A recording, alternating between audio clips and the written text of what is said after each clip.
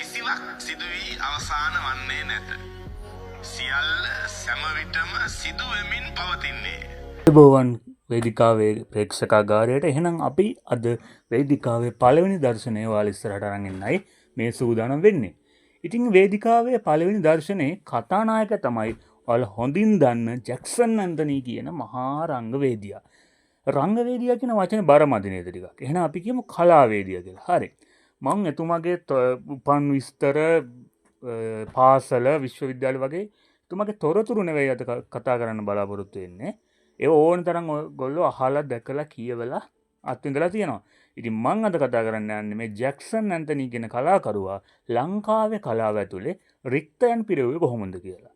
මම හිතනවා මේක ගොඩක් වෙනස් මාතෘකාවක් වෙයි කියලා. එහෙම නැත්නම් මේ වගේ මාතෘකාවක් මීට කලින් කතා කරලා නැහැ කියලා මම විශ්වාස කරනවා. හරි. එහෙනම් අපි යමු වේදිකාව උඩට. මුලින්ම කියන්න බෑ රික්තයක් කියන්නේ මොකද්ද කියලා. රික්තයක් කියන්නේ හිස්තැනක් කියන එක. ඔයාලා දන්නවා මේ එක එක හිස්තැන් මොන හරි ඒක තිබ්බොත් ඒ ඇතුළට මොනවද රින්ගන්නේ? ඒ ඇතුළට යක්කු රින්ගනවා.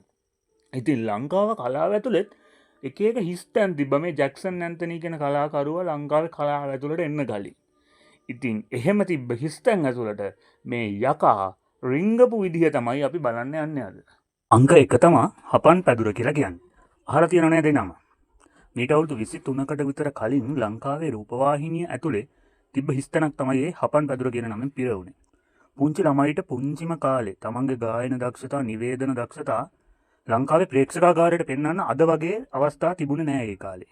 ඒ වගේ කාලෙක ජැක්සන් ඇන්තනි මහත්මයා ස්වර්ණවාහිනියේ වැඩසටහන් අධ්‍යක්ෂක කෙනෙක් විදිහට වැඩ කරා. මෙන්න මේ කාලේ මේ හපන් පැදුර කියන සවිශිෂ්ට නිර්මාණය ඔහු විසින් ලංකාවට දායාද කළා.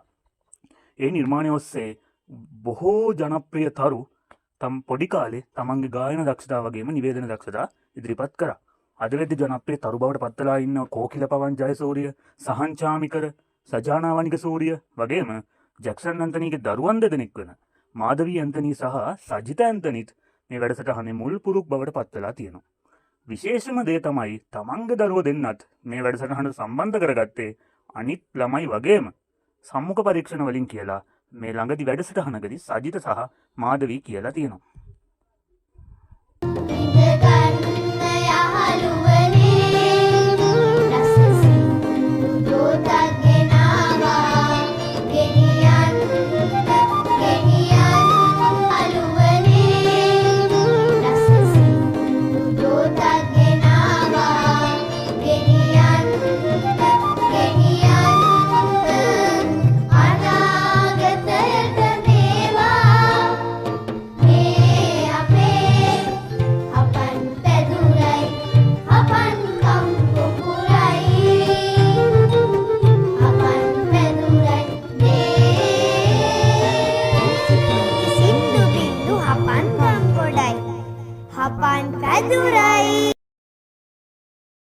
අංක 2 තමා ගඟ දිගේ කියන සංචාරක වැඩසටහන.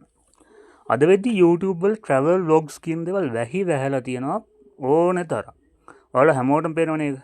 ඒත් ඔයාලා දන්නවද ඒ වගේ සංචාරක වැඩසටහන් මුලින්ම ප්‍රේක්ෂකාගාරයකට ගෙනාවේ කවුද කියලා?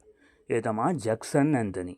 ගඟ දිගේ කියන්නේ ලංකාවේ ගංගා දිගේ සංචාරය කරන ගමන් ඒවට පරිසරය, ජන සිරිත් විරිත්, සොබාදහම, මිනිසුන්ගේ හැසිරීම් කියන දේවල් බොහෝම රසවත්ව මිනිස්සුන්ට ලස්සනට විස්තර කරලා දුන්න මාර ඉන්ට්‍රස්ටිං වැඩසටහනක්.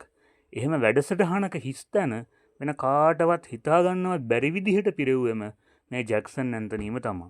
අද වෙද්දි මේ YouTube වැඩ සංචාරක vlogs, travel vlogs වැඩසටහන් වලට පාර කැපුවේ එදා ස්වර්ණවාහිනී නාලිකාවේ විකාශය වෙච්ච මේ ගඟ දිගේ වගේ වැඩසටහන් කියලා බය නැතුව ඕන තැනක කියන්න පුළුවන්. එරිදම්බේ නගිනකොට වෙහස දුර වෙන්න අපුරු සැහැලි කියනවා. අගලකන් ඩෝම් පුතා හෙලේ නගින් ඩෝම් පුතා. අගලකන් ඩෝම් පුතා හෙලේ නගින් ඩෝම් පුතා. මොකද්ද මේ ඩෝම් පුතා?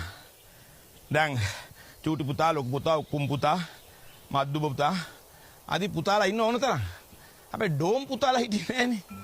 එතකොට මේ සිරිපා කරුණා කරනකොට එහෙම කෑ ගහද්දී මොකෝ මේ ඩෝම් පුතා කියන අග්ගලකන් ඩෝම් පුතා හෙලේ නගින් ඩෝම් පුතා ඔය ගැන මට පොඩි සැකයක් තිබුණා.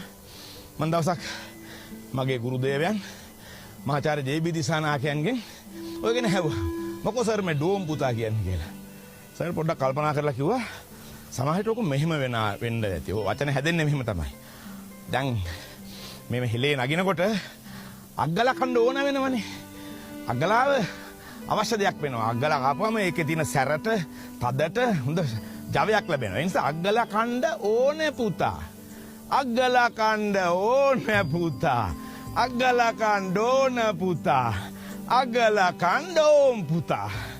එම වචන වෘද්ධි වෙන්න පුළුවන්. අග්ගලා කන්න ඕන පුතා, අග්ගලා කන්න ඕම් පුතා වුණා. අනේ ඉතින් අපේ ආචාර්ය ජයලත් මනෝරත්නයන් මට එතුමන්වත් මතක් වෙනවා. එතුමන් හැදුවනේ මේ මහගිරි දම්බ ගැන නාට්‍යයක්. එතුමන්ගේ පළවෙනි නාට්‍යය 1980 හැදුවේ මහගිරි දම්බ. අපි සේරම එක නවාතැනක තනි වී මහගිරි දම්බේ නගිනවා මහගිරි දම්බේ නගිනවා. අංක 3 තමයි අවුරුදු වැඩසටහන් කියන සංකල්පය. මේ රික්තය නම් එදාටත් වැඩිය දැනෙන්නේ අද. මෙහෙම රික්තයක් හැදිලා තියෙන්නේ අද. අද රූපවාහිනී ඉස්සරහට ගියාම ඒ හිස්තැන අපිට වෙනදටත් වැඩිය පේනවා අවුරුදු දවසට. අවුරුදු දවසට රූපවාහිනී ඉස්සරහට ඇවිල්ලා හරි රහට හරි ලස්සනට අවුරුදු චාරිත්‍ර ගැන, අවුරුදු සිරිත් විරිත් ගැන, අවුරුද්දේ එන එක එක සංස්කෘතිකාංග ගැන කියලා දුන්න කෙනා තමයි ජැක්සන් ඇන්තනී කියලා කියන්නේ. මුළු තමන්ගේ පවුලත් එක්කම එකතු වෙලා පුදුම ගාම්භීරත්වයකින් අවුරුද්ද සමරපු ඒ අතීතේ නම් මාර ලස්සනයි.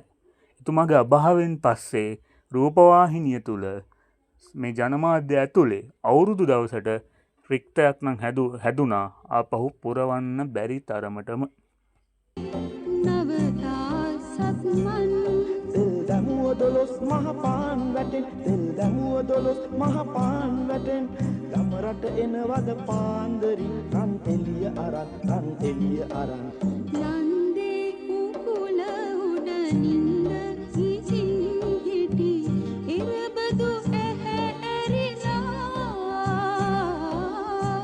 අන්න හිනා වෙනවා.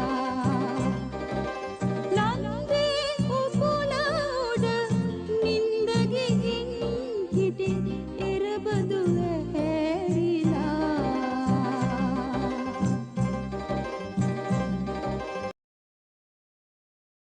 අංක 4 තමයි ජැක්සන් ඇන්තනී මහත්මයා මොකක් හරි උත්සව අවස්ථාවක හරි මොකක් හරි අවස්ථාවකදී ඒ ප්‍රකට කරපු මොකරි කතිකත්වය. එහෙම කතිකත්වයක් ඒ කාලේ වෙද්දී ඉතාමත් ස්වල්ප පිරිසකට තමයි පිළිදලා තිබ්බේ. එතුමා යම්කිසි කතාවක් කරන්න මයික් එකක් ඉස්සරහට ගියොත් ඒ ප්‍රේක්ෂකාගාරයට ඒ කතාව තුලින් රසය පමණක්ම ලබා දෙන්න එතුමා සමත් වෙලා තියෙනවා. මොකක් හරි මාතෘකාවක් ඔහු ගත්තොත් ඒ මාතෘකාව ගැන කතා කරන්න ඔහුට කරුණු ඕනෑ තරම් ගලාගෙන ඇවිල්ලා තියෙනවා.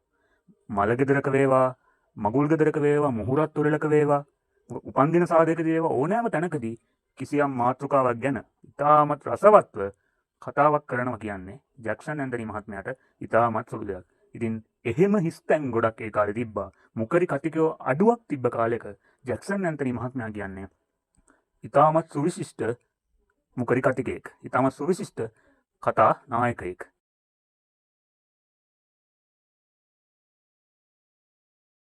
මම මගේ ජීවිතේ ප්‍රගුණ කරන එකම ධර්මය, එකම දර්ශනය ඉවසීම පමණයි.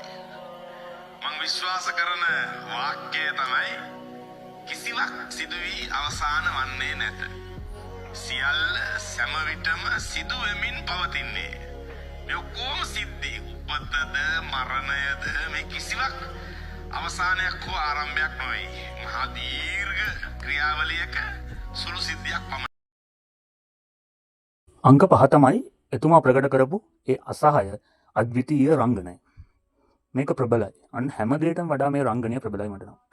ජැක්සන් ඇන්තනී කියන නළුවා ප්‍රේක්ෂකයන් ඉස්සරහා තාමත් පෞරුෂවත් පුද්ගලයෙක්. ඒ කාලේ ඉඳන්ම වේදිකාවෙන් පටන් අරන් ටෙලිනාට්‍ය චිත්‍රපට දක්වා ආපු මේ ගමන ඉතාමත් ප්‍රබල ලෙස මේ ජැක්සන් ඇන්තනී කියන රංගවේදියා ප්‍රේක්ෂකයා ඉස්සරහට අවිලා තියෙනවා. මගේ හිතේ ජැක්සන් ඇන්තනී කියන රංගවේදියා නිර්මාණ වෙලා තියෙන නිර්මාණ කීපයක් උදාහරණයට ගත්තොත් මම මුලින්ම ජැක්සන් ඇන්තනීට ආකර්ෂණය වෙන්නේ සූර්යහරණේ වැද්දාගේ චරිතයට. ඒ වගේම අබා එතනින් එහාට ගියාට පස්සේ මහරජගමු චිත්‍රපටයේ ප්‍රතාපවත් එලාර, ඇඩ්‍රස් නෑ චිත්‍රපටයේ හිට්ලර්, නාසිවත්තේ හිට්ලර්, ඒ වගේම ප්‍රවේග චිත්‍රපටයේ හිත හොඳ චණ්ඩියා බ්‍රැන්ඩෝ වගේ බොහෝ චරිත තුලින් ඒ වගේම ධර්ම යුද්ධයේ හරිස්චන්ද්‍ර අපිට අමතක කරන්න බැරි චරිතයක්. හරිස්චන්ද්‍ර මේ වගේ කුස බබා චිත්‍රපටයේ කුස රජතුමා මේ වගේ බොහෝ චරිත ඔස්සේ මේ ජැක්සන් ඇන්තනී කියන රංගවේදියා අපිට බොහෝ මතක දායාද කරලා තියෙනවා. එවැනි අර පෞරුෂවත් පෙනුමක්, පෞරුෂමත් හඬක්, පෞරුෂමත් රංග වින්‍යාසයක් සහිතව එහෙම නළුවෝ හිස්තැන් වෙලා තිබ්බ කාලෙක තමයි මේ ජැක්සන් ඇන්තනී මහත්මයා එහෙම හිස්තැන් ඇතුළට රිංගුවේ. ඉතින් එතුමා වේදිකාව ඇතුලේ, වේදිකාව උඩ විවිධ අවස්ථාවලදී ඉතාමත් රසවත් ලෙස, රස ජනනය වන ලෙස මේ නළුකම, මේ රංගනය අපිට දායාද කරලා තියෙනවා. කාරයවත් තනි කරලා වැඩේ දෙන්න කිව්වහම ඌ පවුල පිටින් ඇති වට කරනවා. තවදිගේ දරු මල්ල ඉස්සර කරලා මරලා දානවා. මම මේ පරමල්ලන්ට අනන්තවත් කියලා තියෙනවා හතුරකටවත් ළමයි දරුවෝ ඉස්සරහට ගහන්න එපයි කියලා.